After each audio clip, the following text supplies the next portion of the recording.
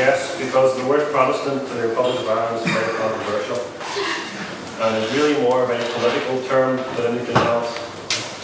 And so we avoid using it because it has the image of Oliver Cromwell and loyalist paramilitaries.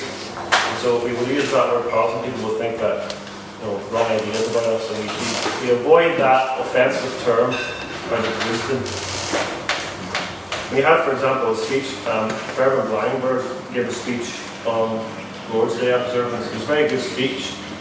But unfortunately for him, in the introduction to his speech, he talked about how the Lord's Day is not observed here and on the mainland and in Europe and the rest of the world and America and so on. The very first question after the speech had nothing whatsoever to do with the topic of the speech. The question was, what do you mean by the mainland? And he was offended that someone would say the mainland because it depends where you're from, what do you mean by the mainland. It's a geographical, political issue. And so you should avoid that kind of, I suppose, a faux pas, but he didn't realise, and I thought he did very well to explain it and started digging a hole for himself. As he explained it more, he got into more trouble. Then he said, here in the British Isles. So then Terry Casey, he said, no, I don't think that's the topic, and it's just wisdom not to use that term because people are offended by it. We don't mind people being offended by the gospel itself. We're not going to offend with politics. And, I am all things to all men. That principle. Yep. Would you have any down and outs on the streets of Limerick, begging, etc.?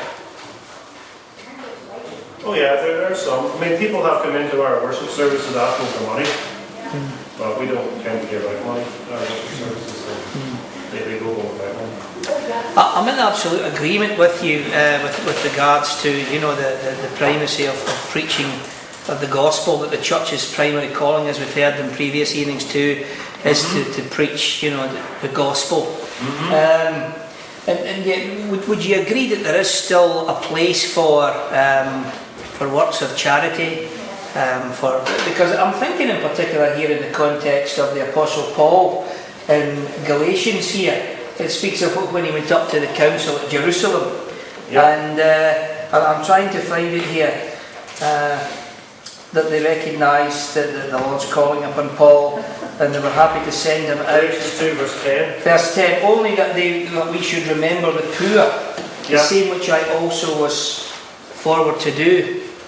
How do you think we can seek to... The church remembers the poor officially through the deacons. And I would say, if you look at the Bible, the main calling of the church with regard to the poor is to look after her own poor, in her own membership. When Paul received that admonition to remember the poor, how did he fulfill that? Well, he went around the churches collecting collection for the poor saints in Jerusalem. He didn't collect money for the poor saint, for the poor unbelievers. I'm not saying you shouldn't help poor unbelievers in any situations, but the primary calling of the churches and the deacons is to help their own poor. And then if they have more resources, they can help other poor people. But even then, the deacons have to be wise in how they give out money to poor people. I mean, if you look at the Bible, most of the help given to the poor is within the church. And even in the Old Testament, the poor were within Israel, and that was the Old Testament church. So I don't see this emphasis in the Bible on helping all the poor in the streets and so on. I would be a Mother Teresa type, I guess.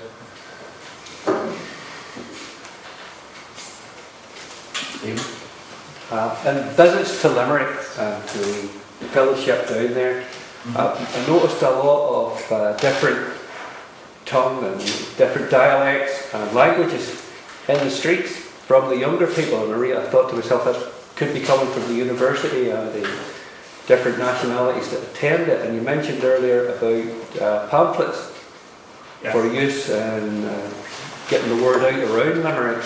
Do you think will that have any bearing on the content or Would you be translating pamphlets, or would that have nothing to do with it, really? Well, I think we'll try and start in English. We don't have a lot of resources to translate pamphlets. I mean, if someone wants to translate pamphlets, I mean, that might be something we can do. And the issue is, I mean, if we make pamphlets, how are we supposed to get these pamphlets into the hands of people? You know, we can put them on our website, but we really want to try and do some distribution of pamphlets. But as I said, with a small group of people that we have, you know, they're all very busy, married, you know, young couples, children. You know, we don't have a lot of people to go out and hand out pamphlets, you know, indiscriminately on the streets of Limerick every week. You know, we'd like to do something like that, but we have to use our own resources, and we don't have that much right now. Andy? Now, I understand that you have young people in your group, but these young people have parents and grandparents, and I just wonder, have you been able to concentrate on that generation? Well, by young people, do you mean these young people? Yes, these young people. Well, their family heard me preach at the wedding, and they weren't very impressed. They witnessed to their family, and of course that's their calling, to witness to their family. Sorry, I didn't hear that. They witnessed to their family. I mean, their family, you know, of course. Some of them are quite opposed to them going to their RRF. But sometimes the older generation doesn't listen to the younger generation, and I just wonder if you have a program to bring... A program? No, we don't have a program. We just preach, and we invite people to come to hear the preaching. I've met their parents, and you know, they're quite nice people, but you know, they're not interested in coming to hear the preaching of the gospel. And the ones who have heard it didn't really want to hear it again. You know, we had one of the parents come to the baptism, which was good, and various friends too came to the baptism. So we had opportunity there to preach to a lot of Baptists and some Roman Catholics who would not ordinarily come to our worship services. Anything else? Good. The definition of who is sent seems to have quite a wide variation. Someone is sent in the Protestant Reformed churches, they do 4 years at seminary, and then they are ordained to be a pastor or a missionary.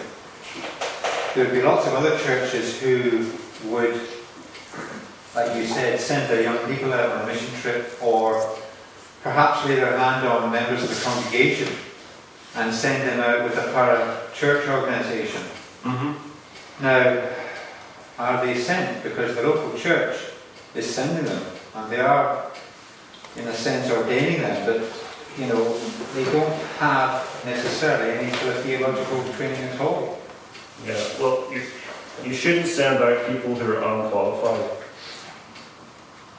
You know, well, the Apostle Paul was obviously qualified, and so was Barnabas, and in fact, you know, the Holy Spirit said that they were qualified and sent them apart for that purpose. And then, if you read the New Testament, it talks about the qualifications of men who are to be sent and how to translate upon them.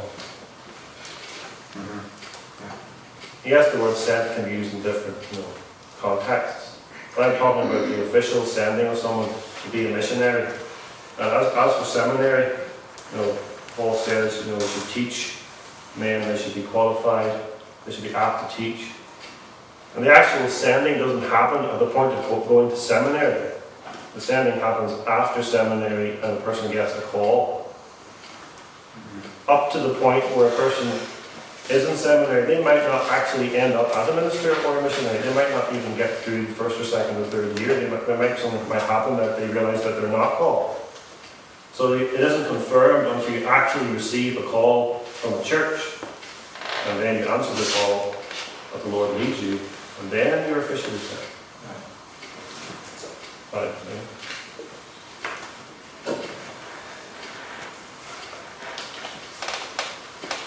Anything else? No? Anything? If not, just in connection with the whole ministry to the poor, What would you say about the idea that you can't preach to a hungry person unless they're no longer hungry? I wouldn't agree with that. You can. You do both, without problem. You shouldn't feed them in not preach to them. That's what most of these mission trips do. They bring them food and they make them an orphanage and then they go home and you haven't preached at all.